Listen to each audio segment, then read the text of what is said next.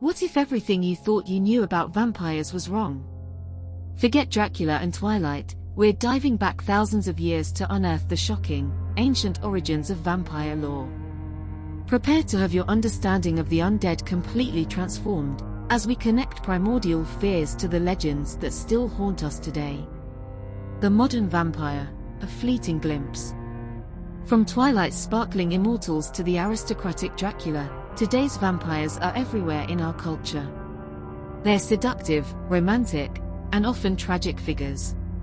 But here's the twist: these polished images are a far cry from the original concept of the vampire. The earliest vampires weren't alluring lovers of the night, they were horrifying embodiments of death, disease, and dread. To understand them, we must go back thousands of years, to the cradle of civilization itself. Echoes from ancient Mesopotamia.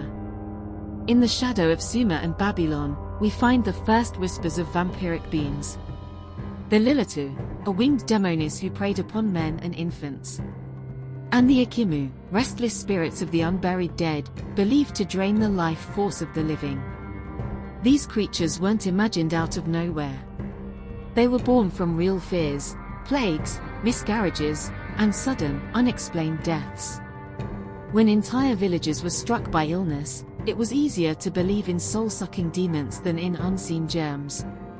In these myths, we see humanity's first attempt to wrestle with mortality, to explain why life was so fragile, and why death seemed to linger in the shadows.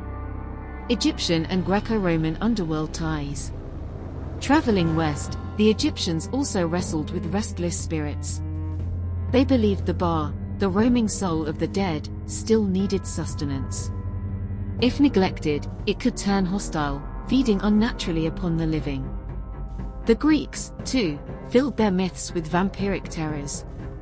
The Empusa, a shape-shifting demonis who seduced and drained her victims. The Lamia, cursed to devour children after her own were taken. These weren't elegant nobles in dark castles, they were grotesque predators, reminders of a terrifying truth: the boundary between life and death was thin, and crossing it could unleash horrors. The Slavic scourge in early Europe. But it was in Slavic folklore that the vampire truly came alive in the form we recognize today. The Vrykolakas of Greece and the Upir of Eastern Europe were believed to rise from their graves, bloated and bloodstained. Entire communities lived in fear that the dead would claw their way back into the world of the living. To protect themselves, villagers developed gruesome rituals, staking corpses through the heart, decapitating them, even burning bodies to ash. These practices weren't superstition alone, they were desperate measures to control an invisible terror. And when these tales spread westward, they planted the seeds of the vampire panic that would grip Europe for centuries. The enduring legacy in our primal fears. From Mesopotamia's demons to Egypt's restless souls, from Greece's child-devouring spirits to Slavic revenants, every culture had its own version of the vampire.